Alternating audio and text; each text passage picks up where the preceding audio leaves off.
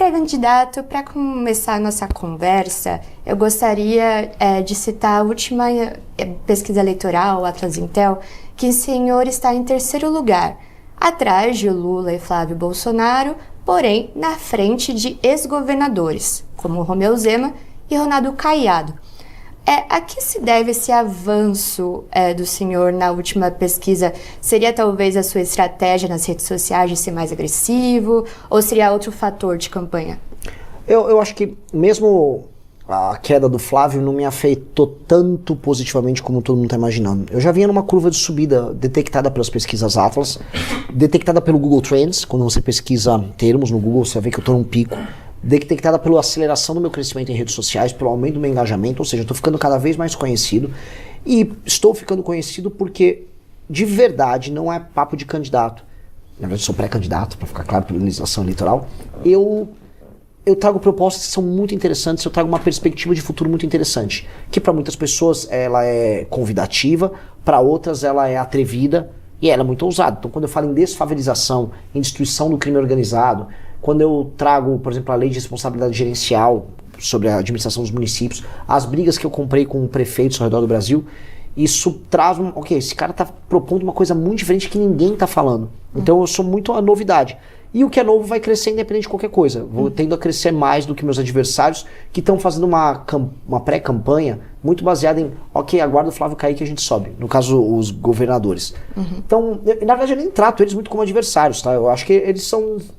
A estratégia deles é que eles têm na mão, porque eles nunca conseguiram construir um projeto político próprio. Eles são hoje anexos da direita bolsonarista. E a gente tem um caminho próprio de futuro. E, não sei, acho que o crescimento se deve bem mais a isso do que qualquer outra coisa. Entendi. O senhor comentou sobre as menções no Google. Eu vi que as menções aumentaram bastante depois do vazamento dos áudios entre o Flávio Bolsonaro e Daniel Vorcaro, fundador do Banco Master. O senhor acredita que é possível conseguir votos que seriam para Flávio Bolsonaro para o senhor? Sim. Sim, eu vou ter que arrancar muito voto que tá com o Flávio para poder ir pro segundo turno. Mas eu não vou arrancar só batendo no Flávio, coisa que eu faço também. Eu vou arrancar mostrando que tem um projeto antipetista pro Brasil, vamos colocar assim, que não é apenas não ser o Lula. Boa parte dos projetos antipetistas do Brasil é, eu não sou o Lula é um cachaceiro. Não, tá, o que você propõe então para terras raras? O que você propõe para gerar emprego e aumentar a economia nos municípios do Nordeste? Ah, não, eu não sou o Lula. Não basta não ser o Lula, você tem que ser alguma coisa. Então, isso tá por trás dessa energização da pré-campanha, muito forte. Eu devolvo não só o crescimento em redes, tudo é isso. Naturalmente, o eleitor antipetista que estava querendo votar no Flávio, ele vai conhecendo as outras alternativas, vai vendo, esse cara no problema não é ladrão e tal, e ele vem, e será muito bem-vindo. Mas eu quero mais dele, eu quero que ele sonhe comigo esse Brasil diferente. Entendi. Em uma entrevista, o senhor disse que o Senado ainda não pautou um pedido de impeachment a ministro do STF, porque Flávio Bolsonaro teria uma dívida de gratidão com Dias Toffoli, os ministros do STF, Dias Toffoli e Gilmar Mendes. O senhor pode explicar? Sim, o senhor Flávio Bolsonaro, ele foi pego num desdobramento da Operação Lava Jato, lá em 2018, chamada Operação Furna da Onça, que é uma operação que aconteceu no Rio de Janeiro. E ela pegava os casos de rachadinha na Alerj. Não pegou só o Flávio, ela pegou o Flávio, ela pegou até o presidente da Alerj, pegou todo mundo. O Flávio, inclusive, curiosidade, ele nem era um dos maiores, não tinha os maiores números ali na Alerj, tinha deputados mais ousados do que ele, mas estava bem envolvido. Como ele foi pego e como isso estava no âmbito da Lava Jato, do Rio de Janeiro, isso acabou chegando ao conhecimento dos agentes políticos. E isso, como ele agora foi privilegiado porque ele se tornou senador em 2018, ele ficou em pânico. E aí o governo Bolsonaro teve que começar a ceder para o STF, ou o filho dele teria problemas, porque o caso da rachadinha levaria o Flávio à cadeia. Os crimes foram cometidos quando o Flávio era deputado estadual, que não tem foro privilegiado. O que aconteceu? Primeiro, ele faz uma petição lá para o Dias Toffoli, e nessa petição ele pede para desconsiderar as provas do COAF. Foi ilegal as provas do COAF. O Dias Toffoli aceita o pedido dele, não só para ele, mas para todos os envolvidos na Lava Jato. Então o Flávio já ajudou a soltar meio mundo lá na Lava Jato. Depois, dado que a operação continuou acontecendo no Rio de Janeiro, ele pediu para rolar, vamos dizer, uma suspensão ali do processo junto ao Gilmar Mendes. Mesmo com ele, vamos dizer, podendo ser julgado no fórum lá do Rio de Janeiro, porque na prática os crimes foram cometidos antes de ele ser senador. O Gilmar criou um entendimento novo de que havia uma continuidade de mandatos, portanto ele poderia ter o foro privilegiado de maneira retroativa. Ou seja, ele ficou na mão do Gilmar, o Gilmar salvou, mas ficou na mão. Com base nisso, ele teve que entregar todas as outras coisas, não só ele como o pai dele. Entregaram a PGR pro Aras, nomeações no STF anti-Lava Jato, abertamente anti-Lava Jato. Ali destruiu-se o Lava Jato. E ali fez com que o Flávio fosse uma espécie de zumbi que trabalhava pro STF dentro do Senado para evitar, como por exemplo, a CPI da Lava Toga, que ele evitou. E ele mesmo vinha a público e falava, quem interessa uma briga com o judiciário? Ele falava, pois bem, estamos nesse estado hoje muito por culpa dele. Entendi. E o senhor defende a anistia aos envolvidos do 8 de janeiro, por exemplo, o ex-presidente Jair Bolsonaro? A dosimetria. Eu acho que eles têm que ser responsabilizados pelos crimes que eles cometeram, porque todo mundo ali cometeu crime. Salvo raras exceções, algumas pessoas que não tinham nada a ver, que foram injustiçadas. Dosimetria. Dito isso, uma anistia pura e simples, uma pessoa, vamos supor, que invadiu o prédio do Senado, destruiu tudo lá dentro, invadiu o gabinete, quebrou as coisas. Não vai acontecer nada. Pô, que sinal a gente passa para as pessoas, né? Então tá válido perder uma eleição e sair quebrando tudo? Eu não consigo concordar com uma coisa dessas. Então, essas pessoas têm que ser punidas, não com as penas que o Xandão aplicou, mas entendendo que tem que haver uma espécie de, e esse é o tema da dosimetria, uma nova dose no tamanho das penas, dado que o processo em si é recheado de vícios formais. As pessoas não tiveram direito de defesa, as pessoas não tiveram os prazos respeitados, e aí você vai ter que rebalancear. Entendi. E no caso do ex-presidente Jair Bolsonaro, o senhor defende uma prisão domiciliar, por exemplo? Eu acho que ele está muito, muito, muito doente. E eu acho que faz sentido uma prisão domiciliar para ele. A família Bolsonaro e o pessoal do STF tem que entender isso, especialmente o Alexandre. O Alexandre venceu o Bolsonaro. O Bolsonaro está mal, a família dele está morrendo pelos escândalos de corrupção que a gente já denunciava há muito tempo. Ele não vai fugir, não vai nada. Ele está velho, ele provavelmente... sabe, vai ter alguns dos últimos anos da vida dele muito dolorosos por causa daquela facada. É um ato de humanidade deixar ele na prisão domiciliar. Entendi. E o senhor considera que pode estar no lugar de Flávio Bolsonaro agora com essa divulgação de vazamento de áudios convocados? O senhor seria um novo nome da direita agora nas eleições? Olha, no lugar não, porque eu nunca me vi, vamos dizer, como um cara que enganava o eleitor pra crescer. Eu falo muitas verdades, eu até irrito o eleitor. Mas primeiro ele fica irritado de verdade, eu não fico irritando na base da decepção. Eles falam, porra, Renan, como é que você acha isso de tal coisa? Por que você tem essa opinião do Bolsonaro? Eu prefiro que o cara se irrite de maneira honesta do que se decepcione por conta de uma desonestidade minha. Então, eu me vejo subindo nas pesquisas, sim. Me vejo retirando o Flávio do segundo turno, sim. Entendi. Me vejo, eu vejo isso acontecer. E como o senhor avalia a repercussão de outros pré-candidatos da direita, como Romeu Zema, Ronaldo Caiado, a reação deles diante esse vazamento? Eu achei meio tímido, né? Eles têm medo. O Zema apanhou muito quando ele se posicionou de maneira mais enfática. Eu acho que ele vai apanhar cada vez menos, porque a militância do bolsonarismo meio que está desaparecendo. Eles desistiram do Flávio. Acho que ontem foi o dia que todo mundo no bolsonarismo falou, ok, eu cansei, eu não vou mais ficar, não dá mais para passar tanto pano. Entendi. Então eles não vão encher tanto o saco do Zema. Entendi. E indo agora para o lado econômico, eu já li na imprensa, nas redes sociais, que o senhor seria o Milei brasileiro. Quais semelhanças, diferenças que o senhor teria com o presidente da Argentina? E tem alguma medida econômica da Argentina que o senhor adotaria também para o Brasil? Acho que tem uma questão de fórmula enquanto candidato, no lance de que o Milei falava assim, dos problemas econômicos da Argentina e das soluções de uma maneira muito verdadeira, e eu pretendo fazer a mesma coisa. Já estou fazendo. Eu acho que funciona. Acho que não tratar o eleitor como idiota e falar, não vai dar para manter a Previdência como tá. Aí um aposentado, mas Renan, mas como que você tá... Não vai dar, vai quebrar. Eu prefiro falar a verdade e aí fazer as medidas e a pessoa entender, entendi, ele não vai mais reajustar a aposentadoria como ela é reajustada, mas em compensação meu dinheiro tá valendo mais. Que é o que vai acontecer. O dinheiro da pessoa vai valer mais, porque tanto os juros quanto a inflação a gente vai conseguir controlar. Então eu acho que é uma forma adulta de tratar o eleitor e o Milei fez. Outra coisa que ele fez que eu também me inspiro ele entrou logo no começo do mandato com o que eles chamam de pacote ônibus. Ele botou tudo num pacote de reformas e pautou o Congresso. Também quero fazer todas as medidas importantes para a gente arrumar o Brasil logo de início. Entendi. E quais são os principais pontos do seu plano de governo caso seja eleito? destruição completa do crime organizado e aplicação de uma lei penal e lei de execução penal que em 6 meses permitam que você, jornalista, ande na rua com seu celular sem medo de ser assaltado. Se você conseguir andar aqui, não só em Brasília, é mais seguro, mas no plano piloto. Ou lá em Santos, São Paulo, com seu celular numa praça e falar, não vou ser assaltada, vence. Esse é o ponto, a pessoa não tem esse medo. A pessoa poder falar, olha, eu vou derrubar o muro que eu tenho na minha casa, porque ninguém vai invadir. Eu vou tirar aquele gradil de metal que tem na minha janela, porque eu não vou precisar. Se as pessoas começarem a trabalhar nessa linha, significa que nós vencemos, o país ficou melhor. Uma reforma fiscal colossal para a gente diminuir o aumento dos gastos que nós temos no Brasil e aí começar a poder baixar juros, poder baixar impostos. Paralelamente, a lei de responsabilidade gerencial, que é fazer os municípios serem bem administrados e com base nisso eu premiar os políticos que funcionam melhor, ou seja, a carreira política ser construída na base do desempenho e do mérito e não só na popularidade. Isso são algumas medidas prioritárias que já tornariam rapidamente o Brasil um país passível de ser vivido. Porque hoje está muito difícil viver no Brasil. Viver nas cidades do Brasil virou um inferno. E aí, no médio prazo, já começar uma política de desfavelização, de tornar algumas das cidades brasileiras também melhores, acabar com uma chaga que é a favela.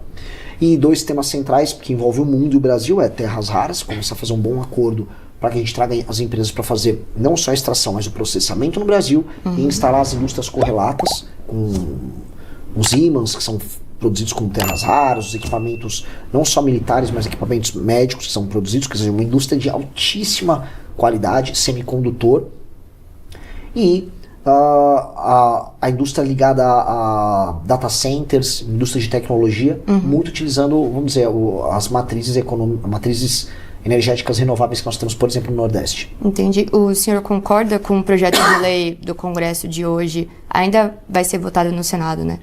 Na Câmara dos Deputados. O senhor concorda com esse projeto de lei sobre minerais críticos? Ou alguns pontos o senhor discorda? Eu não vi o de hoje, mas semana passada a gente tinha, pelo nosso partido, orientado de maneira negativa. Ainda tem muitas brechas e ainda tem um lobby muito forte, e é verdade. Existe um lobby já envolvendo o Centrão e algumas empresas no setor para fazer com que não exista muita contrapartida na criação de uma indústria nacional ligada ao processamento desses materiais críticos, esses minerais especiais, vamos colocar aí. Que não são apenas as terras raras. E eu acho que isso não está bem resolvido ainda. Isso eu quero resolver no meu governo. Eu até não gostei que nada passasse agora, porque precisa passar no meu governo. Entendi. E para a sua chapa, quem que o senhor pensa para ser vice e quais nomes o senhor pensa para os ministérios? Eu pretendo, por exemplo, o Ministério da Fazenda. Eu preciso de pessoas não apenas que são fiscalistas, né, que resolvam a questão fiscal na área da despesa, mas eu preciso de pessoas que não estiver envolvido com o Banco Master, que isso é muito importante, o mercado financeiro inteiro ter envolvimento, e que entendam o papel que a inteligência artificial e que as terras raras terão no Brasil, e que resolvam certas equações que envolvam aumento de produtividade e reindustrialização no Brasil. As pessoas, o time tem que ser um time completo, porque não basta o Ministério da Fazenda ser só um ministério sobre gastos, sobre orçamento, é um ministério que entenda que a gente tem que fomentar a atividade econômica. Um Ministério da Segurança Pública reconstruído com as maiores lideranças no combate ao crime do Brasil, especialmente pessoas com experiência de campo. Gente do BOP, que participou de operações contra o crime organizado, gente do GAECO, gente da Polícia Federal. Montar um super conselho efetivo para a gente fazer uma guerra efetiva contra o crime organizado. Remodelar o Ministério das Cidades, que seria colocado como Ministério da Desfavelização, em que nós teremos um grande plano nacional para desfavelizar as cidades brasileiras. Ter um centro de controle com todos os indicadores municipais e estaduais, para a gente criar o sistema de incentivo das gestões regionais no Brasil. Acho que os perfis são perfis muito técnicos, em geral jovens e próximos da área de tecnologia. Entendi. E para vice? Para vice, eu gostaria de uma pessoa ligada à área de segurança. Mas ainda não tenho nada fechado. Não seria um perfil masculino, feminino, numa região sul, nordeste? Não tem um perfil sincero, ainda? Eu acho que quem for melhor. Eu acho que não preciso abrir essas concessões, e eu nem acho que isso faz diferença em termos eleitorais, tipo, sempre no PSDB tinha normalmente coisa preciso de uma vice-mulher do Nordeste. Não mudou nada o voto deles no Nordeste. Acho que as pessoas precisam ver que você montou um vice que é útil, sabe? Pessoal, eu sou de São Paulo, não precisa ser paulista, se ele é útil e inteligente, eu tô feliz. Entendi. Sabe? E em uma outra entrevista, o senhor disse que quer transformar o Nordeste em uma Arábia Saudita. Gostaria que o senhor explicasse. Sim, a Arábia Saudita dos recursos energéticos renováveis. O Nordeste tem muito sol e muito vento. Então a gente pode ter uma, né, energia eólica, energia solar abundante. Aí você tem que fazer investimento em baterias, tem que arrumar o grid. E aí você começa a trazer, junto com isso, aí sim, data center e, vamos dizer, este novo mundo que vai ser altamente dependente da geração de energia. Nós também temos urânio em Santa Quitéria, lá no Ceará. Que tal fazer, a gente estava já falando da Angra 3, que eu vou voltar com energia nuclear. E que tal uma Angra 4 para a região Nordeste, para terminar de fechar esse ciclo na região Nordeste de energia abundante, barata, para trazermos data centers. Até porque o Nordeste tem uma vantagem que não é só o sol e o vento.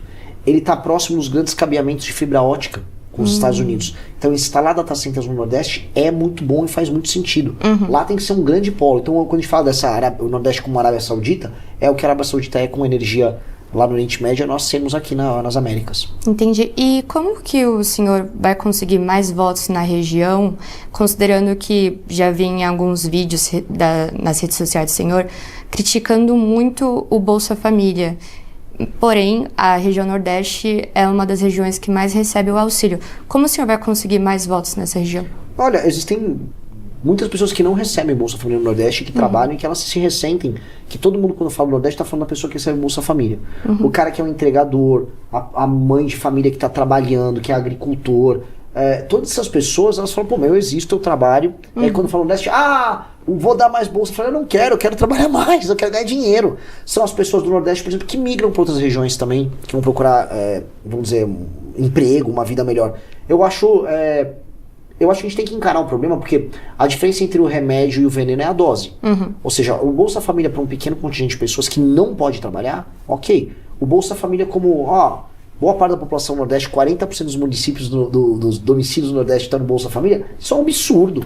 É um absurdo. Não adianta eu vou mentir para eles, não, tá dando tudo certo, tem muita gente no Bolsa Família, vai aumentar. Eu vou mentir, não é bom, eu vou fazer frentes de trabalho no Nordeste, então se você é um homem de 25 anos, 30 anos, que está no Bolsa Família, mora lá no interior do Ceará, quando você for lá no CRAS, pegar seu Bolsa Família e tal, vai ter um formulário, tô te chamando para uma frente de trabalho. A gente vai fazer agora um recapeamento. A gente vai agora fazer cabeamento de fibra ótica. O governo federal com o governo municipal vão trabalhar juntos nisso. Vem, não quero, tô cansado. Não quer? Bonitão, vai perder o Bolsa Família. É isso. Então as frentes de trabalho vão ajudar muito nesse departamento. E, não, você vai perder voto com as pessoas que recebem o Bolsa Família ali? Que perca, então. Que perca. A ideia é fazer um filtro mais rígido, né? Bem mais rígido e fazer já a porta de saída. Porque eu preciso criar... Veja, tem pessoas que... O Bolsa Família já existe há uma coisa de 20 anos. Já a gente está falando de uma geração inteira de pessoas que entendem que viver é ter Bolsa Família. Isso é errado. Um motoboy em São Paulo... Vou aqui no DF, um cara que mora ali na periferia e que vem entregar coisas aqui no plano piloto, um cara tá ralando com custo de vida alto. Ele, no fundo, tá pagando Bolsa Família de outra pessoa que não tá. Isso tá muito errado. Enquanto nação, isso não funciona. Então nós precisamos resolver esse assunto e rápido. Porque isso aí gera uma cultura muito ruim no próprio povo e no próprio país. A gente não pode aceitar isso. E, pré-candidato, na política é muito comum fazer alianças partidárias, alianças com vários políticos, para conseguir alavancar os palanques regionais. Tem alguns nomes ou partidos que o senhor considera para apoiar junto com o Partido Missão? Desde a semana passada começaram a mandar o oi sumida. Olá! Olha, Renan, você que tá indo bem. Umas lideranças regionais. Eu vou conversar, eu só não vou conversar com bandido. Agora, com o resto não sendo bandido, defendendo de verdade o projeto e não defendendo o Renan porque o Renan tá crescendo, acho que sim. Eu tenho que aprender a fazer isso, até porque eu não vou poder governar sozinho. E o senhor pode falar alguns nomes dessas lideranças? Não posso, mas já eu posso. Aí eu prometo um on. Tá? Quer dizer, off on. Não, eu prometo o meu on pra você. Perfeito. Aqui no Poder 360 quando começar, porque a fofoca já tá virando conversa. Então já a gente pode abrir. Aqui se eu abrir agora eu já viro moleque, né? Não dá nem pra dar uma pista de quais estados? Tem pelo menos um estado no sul com grandes conversas e 2 no Nordeste. São Paulo é impossível. São Paulo é mais complicado. É porque querem ganhar já com a Tarcísio no primeiro turno, né? Realmente. E eu gostaria de saber também, o senhor tem um diálogo muito forte, né, com os jovens nas redes sociais. Por acaso, diante desse movimento de Red Pill, que muitas vezes espalham desinformação, ódio contra as mulheres, o senhor teria propostas, ações contra esse discurso e contra a violência contra a mulher? Não, assim, eu conheço muito pouco desse negócio de Red Pill. É um trend que tem em redes sociais. Não acho que a violência contra a mulher seja relacionada a isso. Boa parte da violência contra a mulher, que não seja parte, por exemplo, da violência urbana, assalto e tal, ela é ligada, por exemplo, a maridos e namorados em relacionamentos, a famosa violência doméstica. Boa parte dessa violência é de natureza doméstica. E esses homens não são Red Pills. O Red Pill é um fenômeno jovem de homens que não se relacionam com mulher. Não dá pra você ter uma violência doméstica quando você sequer consegue ter uma mulher dentro de casa. Os Red Pills são meninos feios, meio tímidos, que né, eles têm um rancor contra a mulher. Assim como mulheres jovens de movimentos anti-homem, movimentos feministas, têm um discurso muito duro contra rapazes. Eu não vejo uma correlação entre o discurso Red Pill e a violência contra a mulher. Eu acho que existe uma extrapolação aí. Ninguém conseguiu estabelecer uma causalidade que me convencesse nesses termos. Mas, hoje, dado que a violência como um todo virou base na sociedade brasileira, a violência contra a mulher é uma violência baseada numa traição de um vínculo de proteção que o homem tem que ter junto com a mulher. Então, o homem, numa relação que ele trai a confiança da mulher e agride ela, ele tem que ser muito punido. Muito punido. As punições têm que ser claras. A mulher que apanha do marido bêbado que chega em casa, a mulher que, vamos supor, vou sair hoje, não sei o que, o cara não gostou, rompa uma relação com ela, aí tá nos termos dele, não serve pra mim, não, vou meter a mão. Esse cara tem que pagar e pagar muito. Pagar muito, especialmente quando você tem crimes, como aconteceu daquele homem que arrastou uma mulher, torturou ela no meio do... Isso, as punições têm que ser, pra mim, é pena de morte um caso desses. Fora outros casos que já envolvem violência sexual, que pra mim não tem muita discussão. Pra mim né, é que a Constituição, infelizmente, não permite. Mas pra mim tinha que ser pena de morte. Entendi. Então o senhor não considera que um discurso de ódio, um discurso contra as mulheres, pode levar, de fato, a um crime? Eu não acho, porque quem comete... Vou dar um exemplo. Boa parte da violência doméstica é feita por homens mais velhos em relacionamentos com mulheres em estados do interior. Esses homens não são Red Pill. Eles não estão vendo um conteúdo específico. Se me demonstrarem, olha, existe uma correlação, eu começo a acreditar. Mas eu não vejo isso. E eu acho que essa extrapolação que é perigosa. Por que eu sou contra a lei da misoginia? Porque a extrapolação é explicar um efeito com a causa errada. E aí você vai atacar outras coisas por causa desse foco na causa errada. Então, estamos falando da lei da misoginia, que seria misógino um homem num ambiente de trabalho interromper a mulher numa discussão. Eu vi isso, não sei se foi na UOL ou na Globo News. Como é que é? Então você tem uma discussão de trabalho acalorado, uma tese, uma empresa tem que tocar aqui ali, ou uma tese jurídica no escritório. Aí o homem, não, deixa eu te explicar. Você foi misógino, você pode fazer um BO, isso ser qualificado como injúria racial. Veja, um homem, uma coisa é a condenação, outra coisa é você ter um processo de andamento contra você por um tema dessa natureza. Você pode destruir a vida de uma pessoa. Qual é o efeito disso? As empresas vão contratar menos mulheres. Qual é o efeito de uma relação pessoal, uma relação afetiva entre um homem e uma mulher? O homem vai ter medo de se relacionar com a mulher. Aí você gera atomização, você vai gerar homens infelizes e mulheres infelizes. Então a gente tem que tomar muito cuidado quando a gente faz as extrapolações, porque elas acabam sendo baseadas num efeito manada perigoso. Não, é isso aqui, o Red Pill.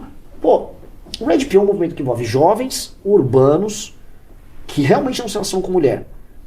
Se a gente provar que são esses os caras que estão batendo em mulher, e não o cara na periferia, o funkeiro antissocial, o cara na escola que bate na menina, tem relação? Então isso aqui passa a ser um problema. Porque eu vou dar um exemplo. Eu acho que é uma correlação direta entre o artista que faz música sobre o Comando Vermelho, defendendo o Comando Vermelho, e a naturalização do Comando Vermelho na sociedade. A gente acha a correlação. O Oruan é filho do Marcinho VP e ele faz músicas falando do Comando Vermelho, e tá aqui as comunidades controladas pelo Comando Vermelho ligadas a isso. Tá aqui, tá traçada a correlação.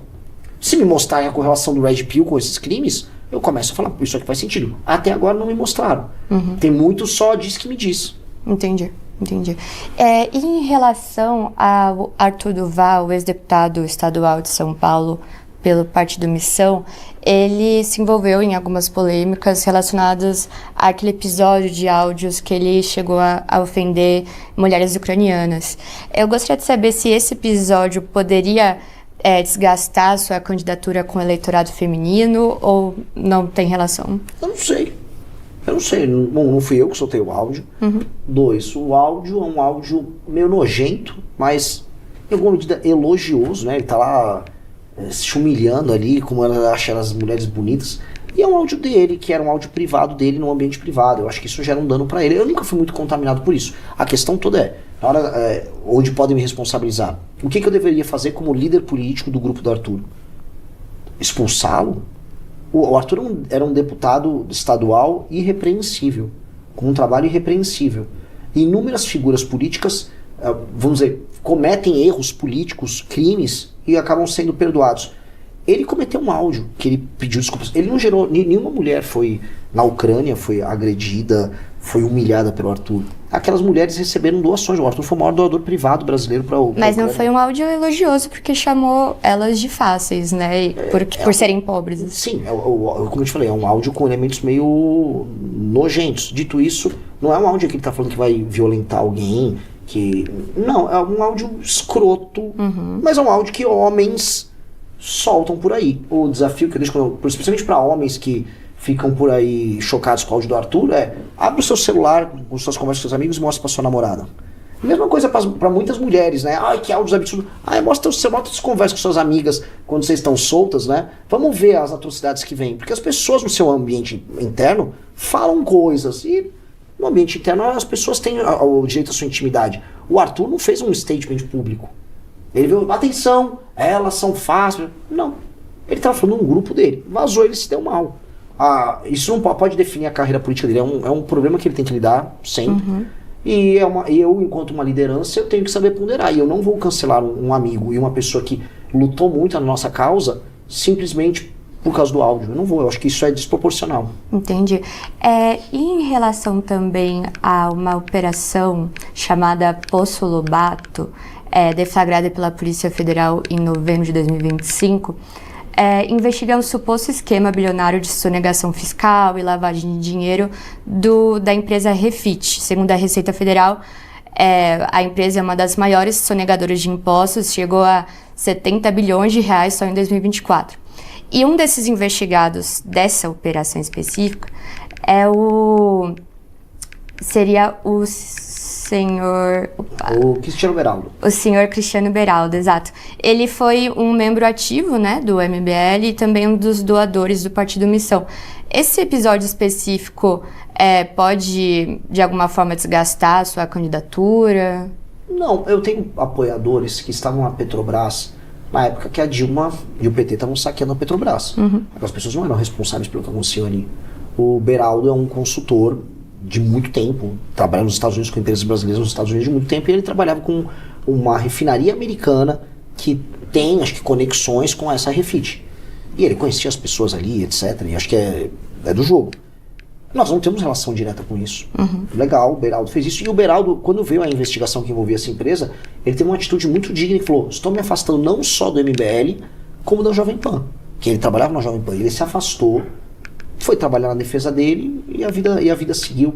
Acho que foi uma postura correta. Espera-se dos homens públicos essa postura. Estou sendo investigado, tirei o pé aqui. Quem dera os demais grupos tivessem pessoas que agissem dessa maneira. Perfeito. Agora, nessa parte da entrevista, eu vou fazer um jogo mais de ping-pong, então vou querer saber se o senhor é a favor ou contra determinado tema em voga agora na sociedade. Tá. Vamos começar com escala 6x1. O senhor é a favor ou contra? Da escala 6x1? Eu não sou nem a favor nem contra, eu sou a favor dos trabalhadores decidirem. E o senhor imagina uma outra proposta de modelo? Como seria? Um novo modelo que permita ao contratante ou ao contratado modalidades, respeitando um determinado limite de tempo por semana, modalidades de contrato mais flexíveis. Olha, eu quero trabalhar 3 vezes por semana, para trabalhar com três contratantes diferentes. Isso acontece muito nos países nórdicos, quando você é jovem e você quer ter alguns empregos, quer ter um emprego de verão. Aqui é difícil fazer isso, aqui é tudo muito engessado. Olha, eu tenho condição de trabalhar mais horas esse dia e menos horas aquele dia. Olha, eu vou trabalhar 6 dias mesmo direto, tá? E no mês que vem a gente pode compensar. Essa flexibilidade, ela infelizmente não é permitida ao trabalhador brasileiro. E aí você fica num jogo que é o seguinte, ficam discutindo, 6x1, meus amigos, ninguém mais contrata CLT. Todo mundo virou MEI. O MEI é apenas essa flexibilização de uma maneira, vamos dizer, acochambrada, né? Ninguém quer Quando você faz uma MEI, eu tenho uma MEI. Eu sou MEI. Muitos, talvez aqui que estão nos assistindo, sejam MEI. O MEI é uma coxinha, você não está sendo um empresário. É uma forma de você ser contratado pelo seu contratante de maneira flexível e com maior segurança jurídica. Porque a CLT te joga na justiça do trabalho, que é uma insegurança jurídica gigantesca. Que tal a gente parar de hipocrisia, entendendo que os novos empregos urbanos são todos MEI, e vamos regulamentar, e vamos facilitar todo mundo ser contratado e trabalhar? Porque o brasileiro está se mudando para outros países do mundo que tem essas leis mais flexíveis. E os países que estão mais crescendo são mais flexíveis. Então, sabe, vamos tirar a lacração de lado, vamos só fazer o que está dando certo. Mas quem se muda para os outros países geralmente é de uma alta renda, né? Pelo contrário, se eu for pegar países mais pobres que estão crescendo mais do que a gente, China, que já nem é mais pobre que a gente, né? Mas, Índia, Vietnã, você tem vamos dizer, uma flexibilidade para contratação, uma facilidade maior do que a nossa. A Coreia hoje até, ela está com uma legislação trabalhista mais endurecida, a Coreia do Sul. Mas no período que ela cresceu muito, industrializou, ela era mais flexível. Então, Singapura, até hoje bem mais flexível. Então, acho que é possível dizer que para a gente competir nesse mundo com outras nações em desenvolvimento, nós vamos precisar ter leis trabalhistas que são condizentes com isso. E o senhor é a favor ou contra a autonomia do Banco Central? Sou favorável, não tenho problema nenhum com isso. Entendi. E a legalização da maconha, o senhor é a favor ou contra? Eu acho essa discussão, ela pode ser uma discussão fascinante como solução para diversos problemas, mas não agora. Se quisessem discutir isso talvez há 30 anos atrás. Agora o crime organizado se tornou uma entidade multibilionária que tomou pedaços do território brasileiro. Agora precisa destruir o crime organizado primeiro, para daqui talvez 20 anos a gente ter uma discussão séria, e eu vou falar estadualizada sobre isso. Às vezes Santa Catarina quer fazer uma experiência de legalização, às vezes Goiás quer fazer uma, e a gente faz uma comparação, funciona ou não funciona. Hoje discutir isso é loucura. A gente não há meio, tem que destruir o crime organizado primeiro. Entendi. E o senhor é a favor ou contra a privatização de empresas estatais? Depende. Correios, com certeza, Petrobras, dado o elemento estratégico não, e eu era favorável da Petrobras. Hoje, num mundo que está disputando recursos naturais no tapa, eu não faria isso não. Eu não farei. Até porque a privatização da Petrobras seria apenas a estatização por outro país. Quem compraria? A Aramco, da Arábia Saudita, ou uma estatal chinesa de petróleo. Ou seja, só saía da propriedade de um país, o Brasil, e iria a propriedade de outro país. Entendi. E o senhor considera que o Brasil tem que se aliar mais aos Estados Unidos ou à China, ou ficar numa posição mais neutra? Historicamente o Brasil vem ficando neutro, mas como o mundo está meio que entrando em conflito entre China e Estados Unidos, não vai dar meio que para fugir de escolher um lado. Sim. E é um elemento que nos ajuda a tomar decisão. A China, ela tem um plano que ela chama Made in China 2025. É o plano de industrialização dela para agora o restante dos próximos anos, que envolve, e eles estão muito felizes com isso, a cadeia completa das terras raras, para eles fazerem todos os equipamentos de alta tecnologia, semicondutor, carro com bateria elétrica, foguete, drone, equipamento militar, equipamento médico. Ou seja, eles avisaram, a grande indústria desse século vai ser feita toda na China. Eles fazem da terra rara até o produto final. Eles têm boa parte, acho que 40% das reservas de terra rara do mundo. O Brasil tem 20%, os Estados Unidos tem um pouquinho só. Onde eu quero chegar com isso? O Ocidente vai precisar do Brasil para criar essa mesma indústria. Então vai ter que ter um realinhamento, porque o Ocidente vai querer concorrer com a China. E para fazer isso vai precisar sentar com o Brasil. E aí a gente vai ter uma possibilidade de crescimento desproporcional, muito boa. Então vai precisar ter um realinhamento com a União Europeia, com o Japão, com o Vietnã, com Taiwan, com a Índia e com os Estados Unidos. E eu acho que esse realinhamento tem o Brasil como um dos protagonistas. E aí nesse sentido, eu acho que esse alinhamento com o Ocidente será mais proveitoso para a gente no médio prazo já. Entendi. E o senhor é a favor ou contra o aborto? Eu sou a favor da manutenção da legislação atual. Porque a legislação atual é uma legislação que leva em consideração o elemento humano da mulher e leva os valores do brasileiro. Porque é o seguinte, o brasileiro pode puxar qualquer pesquisa, ele é contra o aborto. Agora, e se a mulher estiver correndo risco de vida? A legislação fala, não, ela pode fazer o procedimento. Se houver, vamos dizer, o feto anencefalo, que isso é uma decisão já do STF, mesma coisa. Mulher vítima de estupro, mesma coisa. Então a legislação atual, acho que ela contempla bem. Se você entender direito a discussão dentro do prisma da legislação atual, poxa, é uma legislação que entende os valores do brasileiro. Assim, a massa da população acha que o Estado não tem que pagar por um procedimento que eles consideram assassinato. E do outro lado contempla coisas que são alvitosas da dignidade da mulher. Entendi. E o senhor é a favor ou contra ao excludente de licitude? Eu acho que todo tipo de procedimento que diminua a capacidade do Estado de punir alguém no momento que nós estamos em guerra, ele tem que ser relativizado, afastado. Nós temos que ir para cima de todo mundo que esteja cometendo crime violento no Brasil. Um policial, um agente público que tiver no exercício legal da sua tarefa, ele tem que ficar seguro em agir. Perfeito. E o que precisa ser alterado na segurança pública? Pô, tanta coisa. Primeiro, a gente tem que ter, de fato, um Ministério de Segurança Pública e um plano de segurança pública. E um plano tem que passar pela destruição completa das facções, pela retomada do território nacional e, paralelo a essas duas coisas, pelo fim dos assaltos no Brasil. Porque a gente tem que separar, assim, existe a morte, existe. Boa parte dos assassinatos ligados a latrocínio, ligados a roubo no Brasil, que é o famoso latrocínio, ele está condicionado à ação de uma facção que faz a interceptação daquele bem roubado. Mas ele não é tão numeroso. A maior parte dos crimes contra a vida no Brasil são brigas entre facções. Boa parte da sensação de insegurança que a gente tem no Brasil é por conta do assalto do celular. Então, até peguei na mão e fiquei fingindo que tinha celular. É o roubo de celular. Roubo de celular, roubo contra carro. Todo mundo tem medo de andar na rua por conta desse tipo de crime. Se eu conseguir, aumentando ainda mais as leis para roubo à mão armada, penas para receptação, e aumentar a capacidade do Estado de ser efetivo em proteger as pessoas disso, se eu conseguir fazer as pessoas entenderem que elas estão mais seguras, tudo muda. Tudo muda. Então eu preciso ter um plano de segurança que faça a sensação de segurança na rua aumentar, porque aí as pessoas vão gastar menos com segurança. Você já parou para pensar quanto você mede o teu dia por conta da segurança? Se você mora num prédio, vai ter que ter um porteiro, o prédio vai ter um muro, vai ter que ter uma grade elétrica. Se você tem um carro, muitos carros têm isso filme para não ver quem está dentro. Se você mora numa casa, tem que ter grades, tem que ter também a parte elétrica. É muito gasto. Você tem que às vezes desviar de determinadas ruas, porque você pode estar com medo de ser assaltada. Quantas mulheres estão voltando do trabalho de ônibus, aí chegam numa rua e falam, essa rua tá pouco iluminada, eu posso ser assaltado, ou coisa ainda pior. A insegurança permeia a gente perde bilhões todos os anos por conta da insegurança. Resolver a insegurança, esse é um plano geral que a gente tem que ter, é resolver todos esses elementos que façam que o Brasil seja um país, vou tocar, passível de ser vivido. Sabe o que vai acontecer? Gringo vai voltar a migrar para o Brasil. E aí eu vou começar a trazer capital humano de qualidade, gringo, que trabalha com startup, com tecnologia, para morar, por exemplo, no Rio de Janeiro, que é um lugar que eles adorariam morar, mas aqui não moram hoje porque eles sabem que vão ser assaltados. Então, entendendo essa dinâmica, a gente resolve o problema da segurança no Brasil. Não está difícil. Não está difícil. Esse aqui é um dos assuntos mais fáceis de se resolver. E com quais medidas? Vou colocar aqui. Aumento das leis penais, alteração completa no Código de Processo Penal e nas leis de execução penal. Não pode ter saidinha, não pode ter progressão de pena. O processo penal tem que ser, como um todo, mais rápido.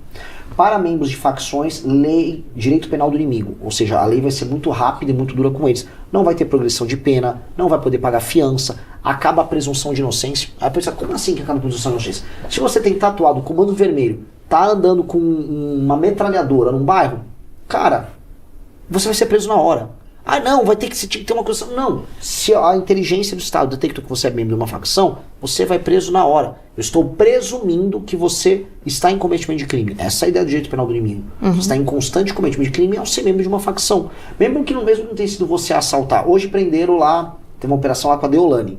A Deolane era uma lavadora de dinheiro do PCC, em influência. Mas era uma lavadora multimilionária de dinheiro do PCC. Aí não, a Deolane é membro do PCC. Ela participa de todo o cometimento de crime do PCC, que vai do tráfico internacional de drogas, dos assassinatos cometidos por eles e da lavagem de dinheiro. Ela até vai ser, vamos dizer, ela vai ser julgada pelo tipo penal que ela está participando especificamente. Mas o ato de participar do PCC faz com que ela tenha que não ter direito à fiança, não ter progressão de pena, ir para presídio de segurança máxima e não dispor, de progressão e outros elementos. E, provavelmente, é crime inafiançável. Então isso muda tudo. Pertencer a uma facção se torna um problemaço. E aí a gente vai desmontando eles rapidamente. Entendi. E o senhor avalia que o Brasil vai conseguir sair dessa polarização Lula, PT, Jair, Bolsonaro, PL? Muitos países ainda são polarizados, isso vem muito da geração boomer, geração dos anos 60 e tal, que nasceu antes dos anos 60, mas que aquela geração que foi hippie e viveu o mundo do comunismo versus anticomunismo. E a gente está meio preso nisso até hoje. Tanto que os principais, vamos dizer, filmes que a gente pega no Brasil são filmes do período da ditadura militar, são todos dessa época, né? O Ainda Estou Aqui, tem aquele outro que saiu agora do Wagner Moura. O Agente Secreto? Agente Secreto. Parece que a gente tá preso eternamente. Só tem ditadura. Cara, o mundo andou. Então a gente tá preso na imaginação daquela época. Eu tô tentando fazer uma ruptura de imaginação com a minha pré-candidatura. E eu acho que isso pode ajudar a desencadear no mundo todo uma ruptura da nossa geração. Eu sou millennial, talvez seja da geração Z. Essas gerações novas não precisam trabalhar com as categorias das gerações mais antigas. Eu não quero saber se a minha proposta para resolver as cidades ela é comunista ou capitalista. A proposta minha para administrar as cidades, inclusive, ela é inspirada no modelo chinês e japonês ao mesmo tempo. Eu só sei que ela funciona. Então, ao agir dessa maneira, talvez eu vou tirando as pessoas, vamos dizer, dessa cabeça meio tonta de eu sou isso, eu sou aquilo. Entendi. Perfeito. Chega ao final esta edição do Poder Entrevista. Em nome do jornal digital Poder 360, agradeço ao pré-candidato Renan Santos por ter aceitado o convite. Muito obrigado. Foi uma honra, foi um prazer.